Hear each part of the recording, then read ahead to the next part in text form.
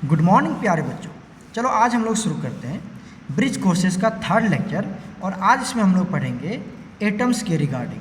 Okay, तो चलो शुरू करते हैं। सबसे पहले हेडिंग बना लेते हैं हम लोग एटम। ओके, एटम क्या होता है मॉडर्न डेफिनेशन के अकॉर्डिंग देखते हैं तो it is the smallest unit of an element. एक एलिमेंट का ये क्या होता है, स्मॉलेस्ट यूनिट होता है। Okay, that take participate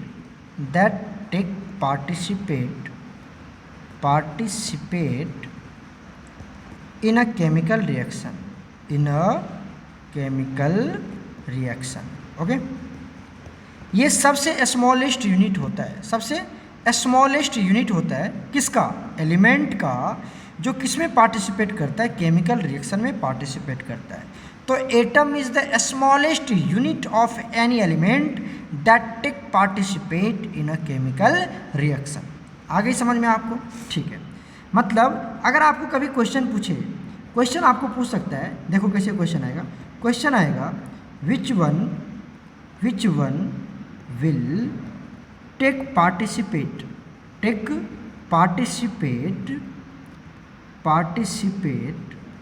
in a chemical reaction ऐसे में लिख देता हूँ, समझ जाना आप, केमिकल रिएक्शन है। ओके, आपसे पूछ रहा है कि केमिकल रिएक्शन में कौन पार्टिसिपेट करता है। ऑप्शन दे देगा आपको, ए आपको दे दिया मान लो एटम, ओके, बी में दे दिया आपको मॉलिक्यूल, ओके, सी में दे दिया आपको इलेक्ट्रॉन, सपोज दैट, डी में दे दिया आपको आयंस। ओके, तो आपसे पूछ रहा है कि केमिकल रिएक्शन में पार्टिसिपेट कौन करता है प्यारे बच्चों, तो एटम्स। ये तीनों केमिकल रिएक्शन में पार्टिसिपेट नहीं करता। तो याद रखना, ये NTSC और छोटे छोटे पेपर्स में आ जाते हैं। जो केमिकल रिएक्शन में कौन पार्टिसिपेट करता है, तो सिर्फ एटम केमिकल रिएक्शन में पार्टिसिपेट करता है। इतनी बात समझ में आ गई आपको? कोई दिक्कत तो नहीं है? चलो आगे बढ़ते हैं। डाल्टन्स ने क्या कहा था, डाल्टन आप पढ़ेंगे, डाल्टन्स एटॉमिक थ्योरी हम लोग पढ़ते हैं। तो डाल्टन्स एटॉमिक थ्योरी में एक छोटा सा मैं आपको अभी बता रहा हूँ। डाल्टन्स एटॉमिक थ्योरी कहा था, जो एटम जो होता है, एटम, ठीक है, एटम डाल्टन के अकॉर्डिंग, सुन रहे मेरी बात, डाल्टन के अकॉर्डिंग एटम जो है वो दो वर्ड से मिलकर बना हुआ है। एक होता है ए, जिसका मतलब क्या होता है, नोट, ओके। टॉम का मतलब क्या होता है, टू कट, मतलब जिसको आप कट नहीं कर सकते उसको क्या कहते हैं हम लोग, एटम कहते हैं। किसने कहा था ये, डाल्टन ने कहा था। But nowadays this theory is wrong. Okay, आजकल ये डेफिनेशन क्या है डाल्टन्स का, सही नहीं है, ये डेफिनेशन गलत है। ओके, तो इतनी बात समझ में आ गई आपको। तो एटम क्या होता है, atom are the smallest unit of any element that takes participate in a chemical reaction. और मैंने आपको क्वेश्चन के अकॉर्डिंग भी समझा दिया, ओके, और एटम का मतलब भी समझा दिया जो डाल्टन ने कहा था। कोई बात नहीं, चलो अब एटम्स के बारे में कुछ पॉइंट समझ लेते हैं। It is electrically neutral. Atom जो होता है वो इलेक्ट्रिकली क्या होता है, न्यूट्रल। एटम पे कोई चार्ज नहीं होता, इलेक्ट्रिकली न्यूट्रल होता है, ठीक है ना। मतलब उस पर जितना ये थॉमसन ये कहा था, ये बोर्स ने कहा था, थॉमसन ने कहा था। किसने कहा था, थॉमसन ने। ये थॉमसन ने कहा था, जे जे थॉमसन, ओके, कि जो एटम होता है ना वो इलेक्ट्रिकली न्यूट्रल होता है। किसने कहा था प्यारे बच्चों, जे थॉमसन ने कहा था। क्लियर है? चलो अब आ जाओ, क्यों, वहाँ पे रीजन है। उन्होंने एक ये एक्सपेरिमेंट किया था जे थॉमसन ने, और वो क्या एक्सपेरिमेंट था, ककम्बर लाइक स्ट्रक्चर। ककम्बर देख रहे हो ना, जो हम लोग खरबूजा होता है उस तरह का जो स्ट्रक्चर होता है, वैसा उन्होंने कहा था कि एटम का स्ट्रक्चर होता है। एटम का स्ट्रक्चर कैसा होता है, ककम्बर लाइक स्ट्रक्चर होता है प्यारे बच्चों, ठीक है। जिसमें क्या होता है कि मान लो ये ककम्बर लाइक स्ट्रक्चर है, इसमें जो रेड वाला पार्ट है, रेड वाला पार्ट्स होगा, जो रेड वाला पार्ट्स है वो क्या होगा, प्रोटॉन्स होंगे। वो क्या होंगे, प्रोटॉन्स। और जो सीड्स होंगे, जो क्या होंगे, सीड्स होंगे। आई समझ में? वो क्या होगा, हमारा इलेक्ट्रॉन होगा। ठीक है। तो जो रेड वाला पार्ट होगा वो क्या होगा, जो रेड वाला जिसे हम लोग खाते हैं वो रेड वाला पार्ट क्या होगा, वो पॉजिटिवली चार्ज मतलब प्रोटॉन होगा, और जो सीड्स होंगे वो क्या होंगे, उसमें इलेक्ट्रॉन्स होंगे, और दोनों क्या होंगे, इक्वल होता है। ठीक है, जिसकी वजह से पॉजिटिव चार्ज और नेगेटिव चार्ज क्या होता है, कैंसिल आउट हो जाता है, और एटम क्या हो जाता है, न्यूट्रल हो जाता है। तो बाद में हम लोग पूरा डिस्कस करेंगे, सारी थ्योरी हमें पढ़ना है 11th में ही। ओके, तो चलो, तो पहला पॉइंट हमने क्या देख लिया कि जो एटम होते हैं, इट मतलब एटम इज इलेक्ट्रिकली न्यूट्रल। किसने कहा था, जे थॉमसन ने कहा था। ओके, नेक्स्ट पॉइंट देख लेते हैं यहाँ पर, मोस्ट ऑफ द स्पेस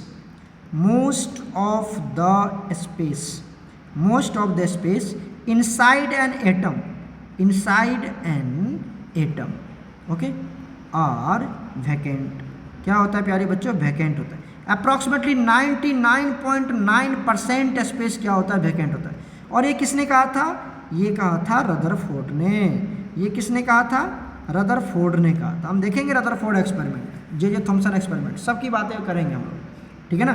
तो रदरफोर्ड ने क्या कहा था कि एक एटम के अंदर ना अप्रॉक्सीमेटली 99% स्पेस क्या होता है, खाली होता है।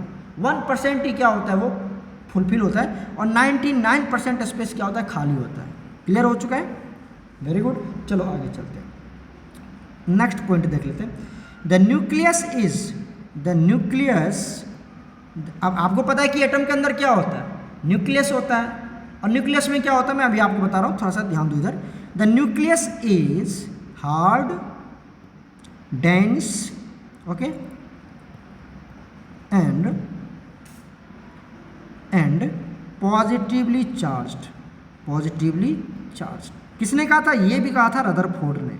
ये भी किसने कहा था, रदरफोर्ड ने कहा था। ओके, क्या कि जो न्यूक्लियस होता है ना, वो क्या होता है, हार्ड होता है, डेंस होता है, और पॉजिटिवली चार्ज होता है। और उन्होंने क्या कहा था, आपको पता होगा ना, 9th में पढ़ा होगा आपने, ये क्या कहते हैं उसको, अल्फा रे एक्सपेरिमेंट किया था उसने, रदरफोर्ड ने। ओके, जैसे देखो यहाँ पे क्या हो गया हमारा, ये मेरा है न्यूक्लियस, और ये क्या हो गया, ऑर्बिट। इसको हम लोग क्या कहेंगे, ऑर्बिट, या फिर इसको हम लोग क्या कहते हैं, शेल कहते हैं। ओके, और यहाँ पर क्या होता है, इलेक्ट्रॉन।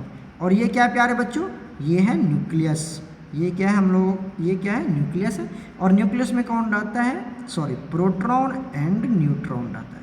याद रखना अभी से, प्रोटॉन एंड न्यूट्रॉन कहाँ रहता है, न्यूक्लियस में रहता है। ओके, और ऑर्बिट में और या फिर सेल में कौन रहता है, हमारा इलेक्ट्रॉन होता है। क्लियर हो चुका है, क्लियर हो चुका है यहाँ तक। चलो अब बात कर लेते हैं एग्जाम्पल्स ऑफ एटम्स की। एग्जाम्पल ऑफ एटम, क्या क्या एग्जाम्पल है यहाँ पर आप देख लो, hydrogen, oxygen, nitrogen, fluorine, sodium, जो भी ले लो, आयरन, कॉपर, कुछ भी ले लो, Ag, Au, कुछ भी, ठीक है। अब मुझे एक बात बताओ, ये जो हाइड्रोजन है, अगर तुमने H लिखा तो ये डिनोट करता है एटम को। ये किसको डिनोट करता है, एटम्स को। और अगर आपने H2 लिखा तो ये डिनोट करता है मॉलिक्यूल्स को। किसको डिनोट करता है, मॉलिक्यूल्स को। क्लियर हो चुका है। अगर आपने O लिखा तो किसको डिनोट करेगा, एटम को डिनोट करता है। क्लियर है ना। और O2 लिखा तो ये किसको डिनोट करता है, मॉलिक्यूल्स को डिनोट करता है। क्लियर हो चुका है यहाँ तक, कोई दिक्कत नहीं है। चलो अब हम लोग बात कर लेते हैं एटॉमिक नंबर की बात करते हैं। किसकी बात कर लेते हैं, एटॉमिक नंबर की बात करते हैं। चलो हेडिंग बना लो, एटॉमिक नंबर। ओके, हेडिंग बना लेते हैं हम लोग, एटॉमिक नंबर। क्लियर हो गया। एटॉमिक नंबर को हम लोग डिनोट करते हैं जेड से। किससे, जेड। इधर देखो, इधर जेड से डिनोट करते हैं। क्लियर है ना। चलो, तो एटॉमिक नंबर को हम लोगों ने जेड से डिनोट किया। कैसे डिफाइन करेंगे, it is the total number of protons inside the nucleus. Clear हो रहा है। न्यूक्लियस के अंदर जितने प्रोटॉन्स हैं उसी को क्या कहते हैं हम लोग, एटॉमिक नंबर कहते हैं। याद कर लेना इसको। प्रोटॉन जितना प्रेजेंट है, कहाँ पर प्रेजेंट होता है, अभी तो मैंने बताया था प्रोटॉन कहाँ होता है, न्यूक्लियस में होता है। तो न्यूक्लियस के अंदर जितना भी प्रोटॉन है उसी के नंबर को क्या कहते हैं हम लोग, एटॉमिक नंबर कहते हैं। क्लियर हो चुका है। चलो अब इसी में एक पॉइंट देख लेते हैं, इन अ न्यूट्रल एटम। अगर मैं न्यूट्रल एटम की बात करूँ, न्यूट्रल एटम मतलब उस एटम पे कोई चार्ज नहीं है, उस एटम पे कोई चार्ज नहीं है, तब क्या होगा, total number of electron equal to total number of protons. और आपको पता है टोटल नंबर ऑफ प्रोटॉन्स को क्या कहते हैं, जेड कहते हैं। जेड मतलब एटॉमिक नंबर कहते हैं। तो टोटल नंबर ऑफ इलेक्ट्रॉन्स किसके बराबर हो जाएगा? टोटल नंबर ऑफ प्रोटॉन्स के बराबर हो जाएगा, और उसी को क्या कहते हैं हम लोग? जेड कहते हैं। कब? न्यूट्रल एटम में, मतलब एटम के ऊपर कोई चार्ज ना हो। क्लियर हो चुका है ना? हम लोग क्वेश्चन भी सोल्व करेंगे। जैसे देखो एग्जाम्पल के थ्रू समझते हैं। यहाँ पर कार्बन का एटॉमिक नंबर कितना होता है? 6। मतलब यहाँ पर कितने प्रोटॉन है बताओ? प्रोटॉन कितने यहाँ पर? 6। और ये कार्बन देखो, कार्बन के ऊपर कोई चार्ज है नहीं है ना, तो यहाँ पर मतलब इलेक्ट्रॉन भी कितना होंगे? 6 ही होंगे, क्योंकि प्रोटॉन और इलेक्ट्रॉन न्यूट्रल एटम में क्या हो जाता है? इक्वल हो जाता है, और उसी को हम लोग क्या कहते हैं? एटॉमिक नंबर कहते हैं। ध्यान दे रहे हो क्या? इधर क्लियर हो चुका है? आप लोगों ने ऑलरेडी पढ़ रखा है, जस्ट यहाँ पे रिव्यू कर रहे हैं हम लोग। ओके चलो, अब हम लोग बात कर लेते हैं एटॉमिक मास की। किसकी बात कर लेते हैं हम लोग? Atomic mass. ओके देखो, एटॉमिक मास को हम लोग डिनोट करते हैं ए से। किससे सिंबल करते हैं इसको? ए से करते हैं, या एटॉमिक मास बोलो। अभी एक रिव्यू पॉइंट से एटॉमिक मास बोलो, या फिर इसको मास नंबर भी बोल सकते हो। अभी बाद में थोड़ा सा डिफरेंस भी आता है इसमें, ठीक है ना? तो अभी समझने के लिए आप इतना समझो कि एटॉमिक मास और मास नंबर दोनों बात बराबर है। लेकिन जैसे आप आगे फर्दर कंटिन्यू करोगे स्टडी, तो वहाँ पर आप देखोगे कि एटॉमिक मास अलग होता है और मास नंबर अलग होता है, ठीक है ना? एटॉमिक मास होता है सम ऑफ, मैं बताऊंगा आपको, सम ऑफ एवरेज आइसोटॉपिक मास, ठीक है ना? सम ऑफ एवरेज आइसोटॉपिक मास को क्या कहते हैं हम लोग? एटॉमिक मास कहते हैं। तो अभी इतना समझो, जब हम लोग ओवरव्यू कर रहे हैं तो क्या कहेंगे उसको? मास नंबर बोल दो, या फिर क्या बोल दो आप? एटॉमिक मास बोल दो। ये क्या होता है प्यारे बच्चों? इट इज़, इसको भी डिफाइन कर लेते हैं। It is the sum of, it is the sum of proton plus neutron. समझ रहे हो पी क्या लिखे? प्रोटॉन के लिए पी लिखा मैंने। प्रोटॉन और न्यूट्रॉन को जोड़ दो तो क्या बन जाएगा? वो एटॉमिक मास बन जाएगा, या मास नंबर बन जाएगा। क्लियर है? चलो अब यहाँ पर एक एग्जांपल के थ्रू समझते हैं। मान लो हम यहाँ पर एक एग्जांपल लेते हैं। आपने क्या ले लिया? कार्बन ले लिया। कार्बन का एटॉमिक नंबर कितना होता है? 6, और ये कितना होता है? 12। अच्छा पहले एक बात ये समझो कि इसको रिप्रेजेंट कैसे करते हैं, थोड़ा सा इसकी बातें कर लेते हैं। मान लो यहाँ पर कोई भी एटम है, कोई भी एटम है आपके पास X, ठीक है? यहाँ पर क्या लिखते हैं हम लोग? एटॉमिक नंबर लिखते हैं, ठीक है? और इस कॉर्नर पे क्या लिखते हैं हम लोग? यहाँ पर एटॉमिक मास लिखते हैं, ठीक है? अब यहाँ पर चेक करो क्या क्या लिखा है हमने। ये जो X है, ये X क्या है? कोई एटम है। ये X क्या है? हमारा एटम। और ये क्या है? ये हमारा Z है, और ये क्या है? हमारा A है। क्लियर हो चुका है कि नहीं? बोलो क्लियर हो चुका है? तो ये एटॉमिक नंबर को हम लोग किससे नोट किया? Z से, और ये एटॉमिक मास, और ये एटम। क्लियर हो चुका है? इस तरह से कर, और कोई इधर भी लिखता है तो कोई बात नहीं, एक रूल फॉलो कर लो, कैसे भी हम लोग मेंशन कर सकते हैं, कोई दिक्कत नहीं। चलो एग्जांपल के थ्रू समझते हैं। एग्जांपल ले लेते हैं। मान लो कार्बन है, कार्बन का एटॉमिक नंबर कितना? 6, और मास नंबर 12। आपको पता होगा ये बात, ठीक है? तो इसको हम लोग किससे डिनोट करते हैं? ये क्या है हमारा? ये है Z, और ये क्या है? A है। क्लियर है ना? ठीक है। अब बताओ, अगर आपसे पूछा जाए कि यहाँ पर नंबर ऑफ प्रोटॉन कितने हैं? बोलो नंबर ऑफ प्रोटॉन कितने हैं? 6। अरे बच्चे जितना एटॉमिक नंबर उसी को तो नंबर ऑफ प्रोटॉन कहते थे, लिख लिया हमने। अच्छा नंबर ऑफ इलेक्ट्रॉन की बात कर ले, नंबर ऑफ इलेक्ट्रॉन की बात कर ले तो कितना होगा? अरे न्यूट्रल एटम है तो जितना नंबर ऑफ प्रोटॉन उतना ही नंबर ऑफ इलेक्ट्रॉन, तो 6 होंगे ना बच्चे? तो कितना होगा ये कितना हो जाएगा? 6 हो जाएगा। कितना हो जाएगा? ये भी 6 हो जाएगा। बोलो कोई दिक्कत है? ठीक है। अब बात आती है नंबर ऑफ न्यूट्रॉन निकालने की, तो क्या होगा? आप A माइनस जेड कर देना, A माइनस जेड, मतलब ये इसमें से इसको माइनस कर देना। इधर देखो, इधर ये ऊपर वाले में से नीचे वाले को क्या कर देना? माइनस कर देना, तो न्यूट्रॉन निकल जाएगा तुम्हारा। क्लियर है? कितना हो जाएगा? 12 माइनस 6 कितना हो जाएगा? 6। क्लियर हो चुका है? क्लियर हो चुका है? कोई दिक्कत तो नहीं है? चलो अब एक और एग्जाम्पल के थ्रू समझते हैं अच्छे से। मान लो तुम्हारे पास दिया हुआ है Cl माइनस, ठीक है?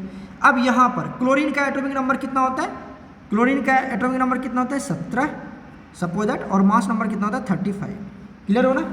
क्लियर हो रहा है? तो बताओ यहाँ पर मैं निकालूँ प्रोटॉन कितना है? बोलो तो यही एटॉमिक नंबर।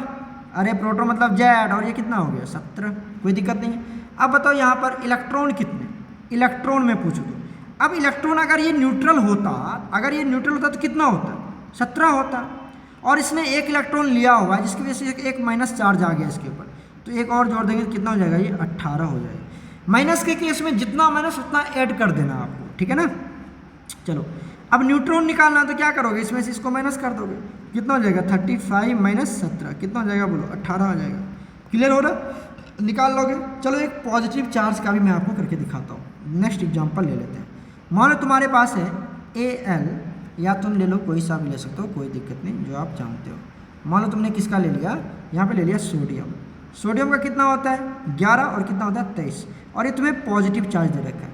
यहाँ पर बताओ प्रोटॉन कितने होंगे। अरे बच्चे प्रोटॉन मतलब जेड, यही तो है 11, है ना। अब इलेक्ट्रॉन कितना होगा बताओ। इलेक्ट्रॉन तो अगर ये न्यूट्रल होता, सोचो ऐसे, अगर ये सोडियम होता तो कितना होता है 11 होता ना। और इसमें प्लस चार्ज है, मतलब इसने एक लॉस कर दिया। कितना प्लस, एक प्लस, तो एक लॉस किया। अगर 2 प्लस तो 2 लॉस कर देता, तो एक प्लस है तो माइनस कर देंगे 1, कितना हो जाएगा, ये 10 इलेक्ट्रॉन है इसके पास। क्लियर हो रहा है। अच्छा न्यूट्रॉन पूछे तो बस इसमें से इसको माइनस कर देंगे, 23 माइनस 11 कितना हो गया 12। आई समझ में या नहीं, सर समझ में आई, आ गया होगा। तो इस तरह से हम लोग इलेक्ट्रॉन प्रोटॉन न्यूट्रॉन सारे कैलकुलेशन भी कर सकते हैं। कोई दिक्कत नहीं प्यारे बच्चों, कोई दिक्कत तो नहीं है। चलो हम लोग अब आगे मूव करते हैं। अब हम लोग नेक्स्ट कंसेप्ट की बात कर लेते हैं। यहाँ पर अब हम लोग बात कर लेते हैं कि ये जो इलेक्ट्रॉन प्रोटॉन न्यूट्रॉन है, क्या है, इलेक्ट्रॉन सिंबल देखो, प्रोटॉन एंड न्यूट्रॉन, इसको हम लोग कहते हैं सब एटॉमिक पार्टिकल। क्या कहते हैं, ध्यान दो, सब एटॉमिक पार्टिकल कहते हैं, सब एटॉमिक पार्टिकल्स कहते हैं। अच्छा पार्टिकल किसको कहा था केमिस्ट्री में, याद है आपको। पार्टिकल्स कहा था हमने एटम्स को, याद है ना, मॉलिक्यूल्स, उसके बाद आयंस, यही 3 थे हमारे पास। क्या थे 3, ये थे हमारे पास पार्टिकल्स।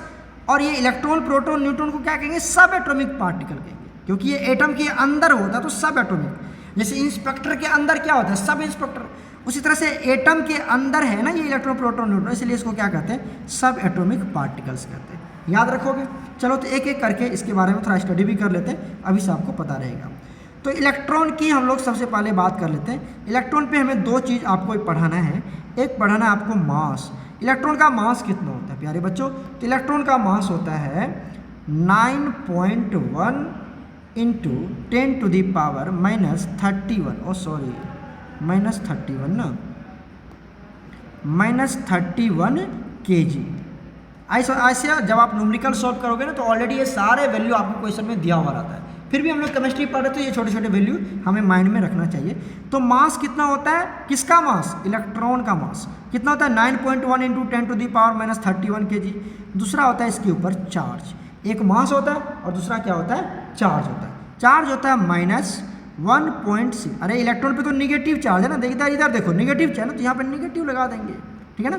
कितना होता है 1.6 into 10 to the power minus 19 coulomb, coulomb. Okay, तो ये हो गया मास और ये हो गया चार्ज। याद रखोगे, इतना याद रखना और कुछ ज़्यादा आपको याद करने की जरूरत नहीं है। अब हम लोग बात कर लेते हैं प्रोटॉन की। किसकी बात करते हैं, प्रोटॉन। प्रोटॉन को हम लोग डिनोट करते हैं H+ से। किससे डिनोट करते हैं, H+ को हम लोग प्रोटॉन भी कहते हैं। क्लियर हो रहा है। तो चलो प्रोटॉन का क्या देख लेते हैं। सबसे पहले प्यारे बच्चों हम लोग देख लेते हैं मास, उसके बाद क्या देखेंगे, चार्ज। याद रखना ये सब बातें। मास कितना होता है, प्रोटॉन का मास होता है 1.6 into 10 to the power minus 27 kg।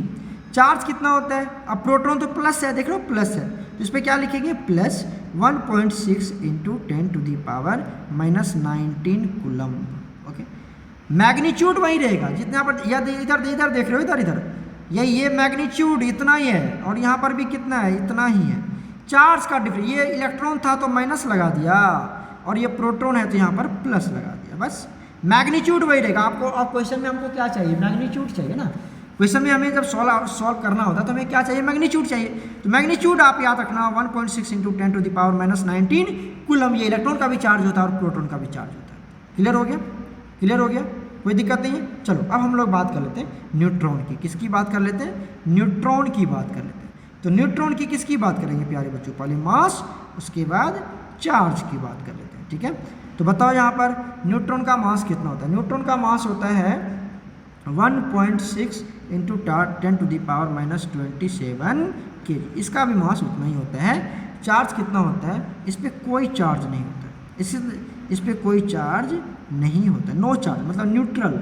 Neutron क्या होता है, न्यूट्रल होता है। ये सुनो इधर, न्यूट्रॉन क्या होता है, न्यूट्रल होता है, इस पर कोई चार्ज नहीं होता। मास कितना होता है, 9 से न्यूट्रल, 9 से नो चार्ज, याद रखना इसको। मास कितना होता है 1.6 इंटू 10⁻⁻27 kg, इसका भी मास देखो उतना ही है। प्रोटॉन का मास न्यूट्रॉन का मास अप्रोक्सीमेटली इक्वल है। इलेक्ट्रॉन का मास 9.1 इंटू 10⁻⁻21 kg, क्लियर हो चुका है।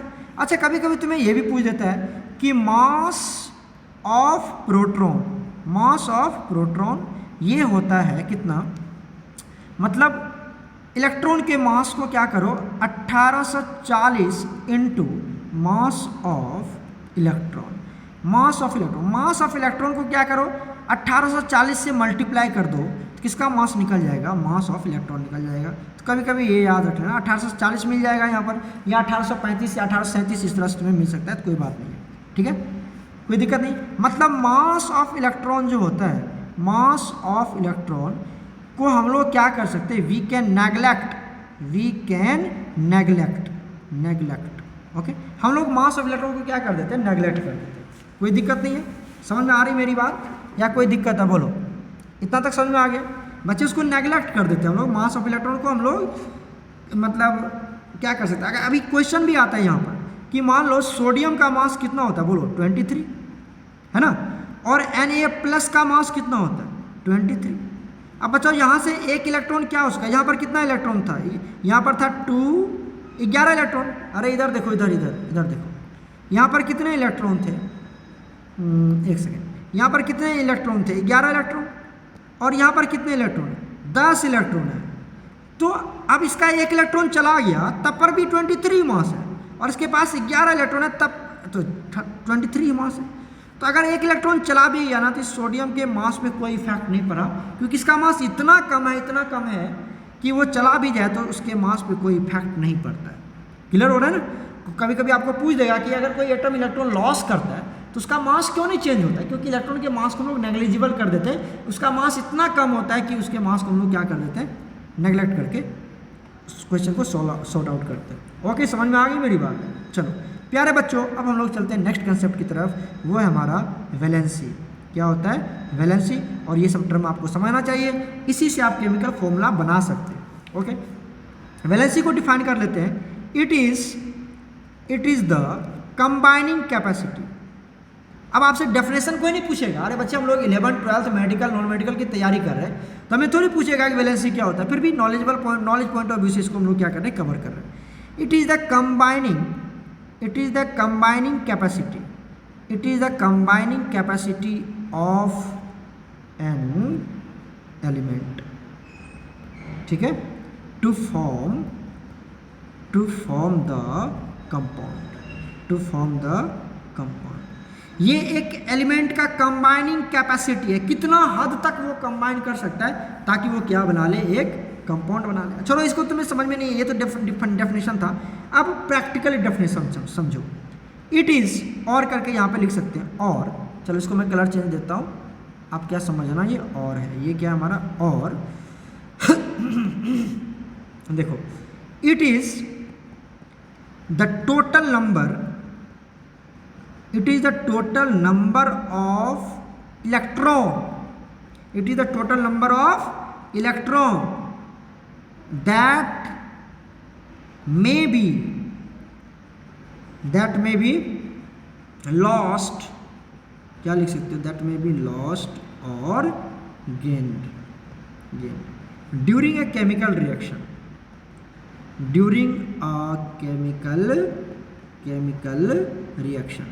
एक केमिकल रिएक्शन के ड्यूरेशन में जितना electron, number of electron, total number है, चार्ज नहीं है, इधर देखो नंबर, इलेक्ट्रॉन दैट में बी लॉस्ट और गेन, उसी को क्या कहते हैं हम लोग, वैलेंसी कहते हैं। क्लियर हो रहा है। जैसे देखो एग्जांपल के थ्रू समझते हैं। अच्छा चलो पहले इसके कुछ पॉइंट या एग्जांपल के थ्रू समझ लो। अगर सोडियम है, इस पर कितना चार्ज है, +1 है, तो मुझे बताओ अगर तुम्हें यहाँ पर पूछे चार्ज कितना है, बोलो +1। अरे बच्चे ये चार्ज, जब तुम प्लस माइनस काउंट करते हो ना उसको चार्ज करते हो। और यहीं पर अगर वैलेंसी पूछ दे तो वैलेंसी क्या हो जाएगा, चार्ज को हटा तो सिर्फ नंबर ले लो, ये इधर देखो 1, वैलेंसी कितना हो जाएगा, 1 हो जाएगा। क्लियर हो रहा है, कोई दिक्कत नहीं है। चलो अब देखो, मान लो तुमने ले लिया यहाँ पर O-2, O-2। तो यहाँ पर बताओ चार्ज कितना है, चार्ज कितना प्यारे बच्चों, -2।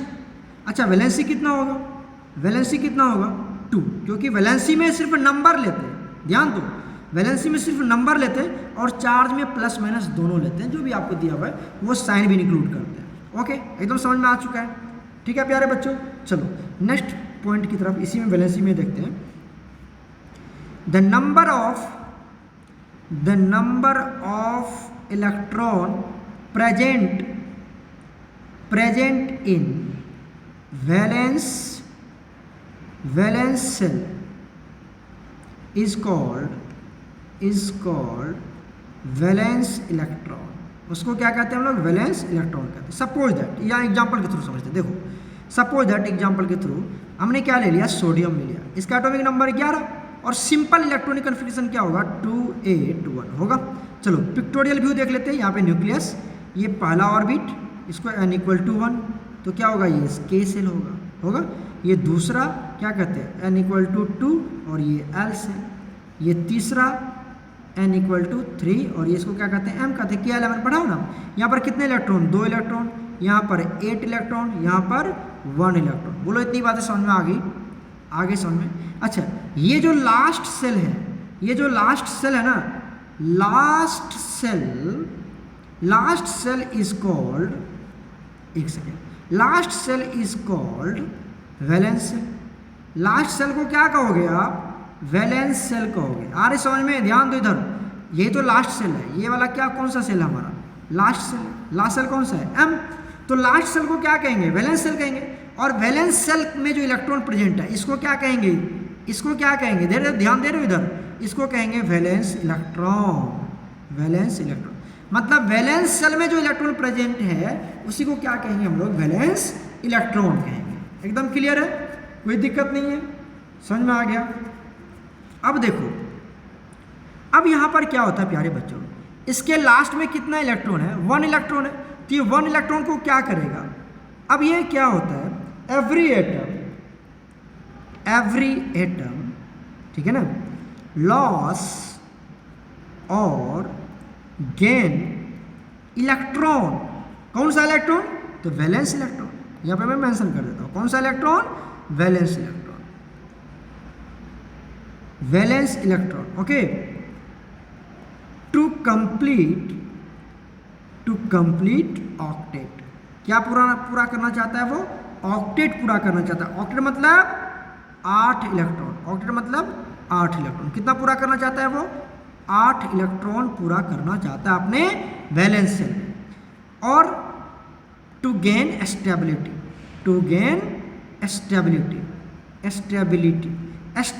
गेन करने के लिए वो 8 इलेक्ट्रॉन अपने वैलेंस सेल में पूरा करना चाहता है, और इसीलिए वो इलेक्ट्रॉन को क्या कर सकता है, लॉस कर सकता है या फिर गेन कर सकता है। एकदम क्लियर हो गया, एकदम क्लियर हो गया, कोई दिक्कत नहीं है। एग्जाम्पल के थ्रू समझते हैं। और स्टेबिलिटी मतलब कि वो फर्दर रिएक्शन नहीं करेगा किसी से, वो इनर्ट क्या कहते हैं, नोबल गैस इलेक्ट्रॉनिक कॉन्फ़िगरेशन को ऑक्यूपाई करना चाहता है।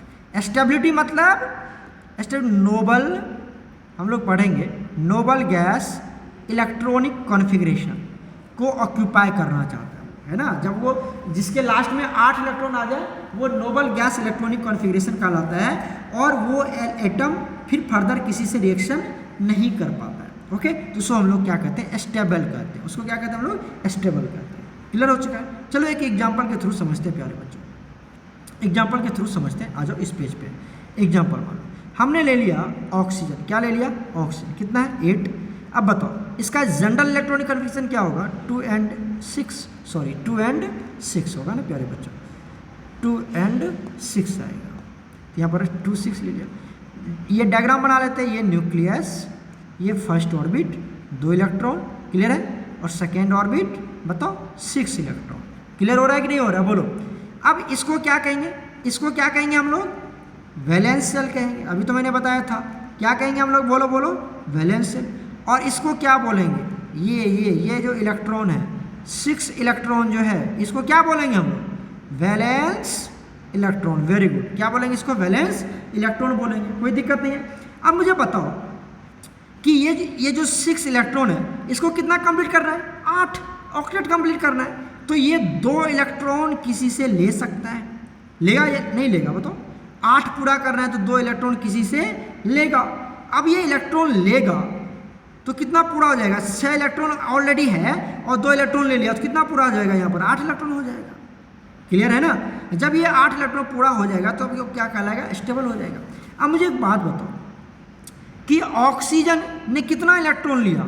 अभी इसके पास 6 इलेक्ट्रॉन था, इसने 2 इलेक्ट्रॉन और ले लिया ना, मतलब ये एरो मार्क्स देख रहे हो, बाहर से लिया, 2 इलेक्ट्रॉन ले लिया, तब इसके पास कितना हो जाएंगे? 2 और 8 हो जाएंगे।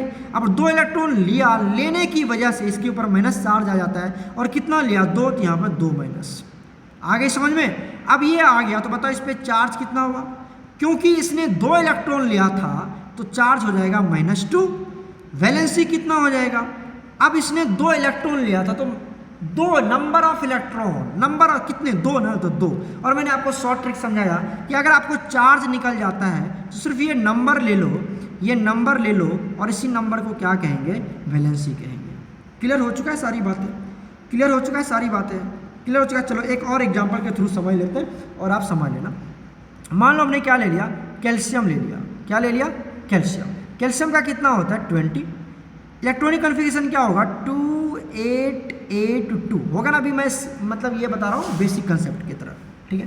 तो क्या होगा? ये होगा न्यूक्लियस, यहाँ पर कितने इलेक्ट्रॉन बोलो? 2, यहाँ पर 8, यहाँ पर 8 और यहाँ पर 2। एकदम क्लियर है? इसको कहते हैं KLMN, और ये क्या हमारा सेल है ना? अच्छा, बहुत सुंदर, ये बात तो कोई समझ में आ चुकी है। चलो अब मुझे ये समझो, ये जो सेल है इसको क्या कहेंगे हम लोग? वैलेंस सेल कहेंगे। अरे सुन रहे मेरी बात? वैलेंस सेल कहेंगे। और ये जो 2 इलेक्ट्रॉन है इसको क्या कहेंगे? वैलेंस इलेक्ट्रॉन कहेंगे। क्लियर हो गया? अब इसके पास 2 इलेक्ट्रॉन है। अब बताओ इसको 8 पूरा करना है, इसको कोई 6 इलेक्ट्रॉन देगा या 2 इलेक्ट्रॉन ये लॉस करेगा? क्या पॉसिबिलिटी बनती है कि ये 6 इसको कोई दे देगा? अब जिसके पास 6 इलेक्ट्रॉन है उसको तो 2 की कमी है, तो वो थोड़ी इसको 6 दे देगा, वो किसी से 2 ले लेगा। एम आई राइट? जिसके पास 6 है वो इसको क्यों देगा? इसके पास 2 ही है, तो इसकी पॉसिबिलिटी क्या बनती है? 2 इलेक्ट्रॉन को लॉस कर दे। तो ये क्या करेगा? Ca क्या करेगा? ये 2 इलेक्ट्रॉन को लॉस कर देगा, माइनस कर देगा 2 इलेक्ट्रॉन, और ये किस में कन्वर्ट हो जाएगा? Ca+2 में। IUPAC कहता है कि आपको माइनस नहीं लिखना है, ये जो माइनस है ना ये नहीं लिखना है। IUPAC क्या कहता है? माइनस नहीं लिखना है। तो बताओ इस माइनस को इधर लेके जाऊं तो क्या होगा? अरे माइनस इधर है तो उधर जाओ तो क्या होगा? प्लस हो जाएगा। तो क्या बनेगा? Ca कन्वर्ट हो जाता है Ca+2 में, और साथ में 2 इलेक्ट्रॉन रिलीज करता है। क्लियर हो चुका है? तब आ जाओ ये Ca+2, Ca+2। अब बताओ चार्ज कितना? चार्ज हो गया आपका 2 + 2, और वैलेंसी कितना हो गया? वैलेंसी हो गया 2। यही है ना? प्लस को हटा दो तो 2 हो गया। समझ में आ गया होगा? तो आपको वैलेंसी ऑलरेडी आपको समझ में आ चुका होगा। चलो यहाँ पर सम एग्जाम्पल्स की बात कर लेते हैं और आप उसको याद कर लेना, क्योंकि तभी आप कंपाउंड का फॉर्मेशन कर पाओगे। जैसे हमने क्या ले लिया? मान लो यहाँ पर ले लिया SO4-2। तो बताओ यहाँ पर चार्ज कितना है? चार्ज है प्यारे, ये कौन सा आयन है? ये हमारा है सल्फेट आयन। क्या है? Sulphate ion. जानते हो ना, सल्फेट आयन से। चार्ज कितना है? -2। वैलेंसी कितना होगा इसका? वैलेंसी हो जाएगा 2। क्लियर हो चुका है? दूसरा एग्जांपल ले लेते हैं, CO3-2। इसको क्या कहते हैं? याद रखना ये सब बातें। कार्बोनेट आयन कहते हैं। क्या कहते हैं इसको हम लोग? Carbonate ion. बताओ यहाँ पर चार्ज कितना होगा प्यारे बच्चों? -2 होगा ना? तो वैलेंसी कितना होगा? वैलेंसी हो जाएगा 2। क्लियर हो चुका है? चलो तीसरा एग्जांपल के थ्रू समझते हैं। OH-, इसको क्या कहते हैं हम लोग? Hydroxide ion. हाइड्रोक्साइड आयन कहते हैं। हाइड्रोक्साइड आयन कहते हैं। बताओ यहाँ पर चार्ज कितना होगा? चार्ज हो जाएगा प्यारे बच्चों -1, राइट? अच्छा, वैलेंसी कितना हो जाएगा? वैलेंसी हो जाएगा 1। कोई दिक्कत नहीं है। चलो एक और एग्जांपल देख लेते हैं प्यारे बच्चों। HCO3-, इसको कहते हैं, इसको क्या कहते हैं? नाम थोड़ा मैं लिख देता हूँ आपको अच्छे से। देखो, इसको कहते हैं बाइकार्बोनेट। क्या कहते हैं इसको हम लोग? बाइकार्बोनेट। एक सेकेंड, इसको कहते हैं बाइकार्बोनेट। या आप कह सकते हो hydrogen carbonate. Hydrogen carbonate, hydrogen carbonate. Clear हो चुका है, इसका ये नाम है। बताओ यहाँ पर चार्ज, सुन रहे हो, चार्ज कितना होगा -1 HCO3, बहुत बार यूज होगा, ठीक है। और यहाँ पर वैलेंसी कितना होगा, वैलेंसी कितना होगा 1 होगा। क्लियर हो चुका है। चलो एक और देख लेते हैं। दूसरा आता है हमारे पास CN-, इसको क्या कहते हैं हम लोग, साइनाइड आयन कहते हैं। क्या कहते हैं, साइनाइड आयन, साइनाइड आयन कहते हैं। क्लियर हो गया। बताओ चार्ज कितना होगा, यहाँ पर चार्ज होगा -1, क्लियर है ना। और वैलेंसी कितना होगा, वैलेंसी हो जाएगा 1। तो इतना आप याद रखना, और भी बहुत सारे होते हैं, हम लोग क्लास में और भी फर्दर डिस्कशन करेंगे जब कंपाउंड का फॉर्मेशन करेंगे तो। ठीक है प्यारे बच्चों, तो इतना कवर करना, अच्छे से पढ़ना, और कोई भी दिक्कत होगा तो हम लोग इसको ऑफलाइन क्लासेस में तो कवर करेंगे ही करेंगे, और वहाँ पर आप बेहिचक आराम से पूछ सकते हो। ठीक है, तो प्यारे बच्चों इसको अच्छे से कवर करना, अच्छे से रीड करना, और पॉइंट को नोट आउट करके जितना प्रैक्टिस करोगे उतना आपका क्या होगा, बिल्डअप होगा। ठीक है, फिर मिलते हैं अगले लेक्चर में प्यारे बच्चों, तब तक स्टडी करते रहिए। Okay bye.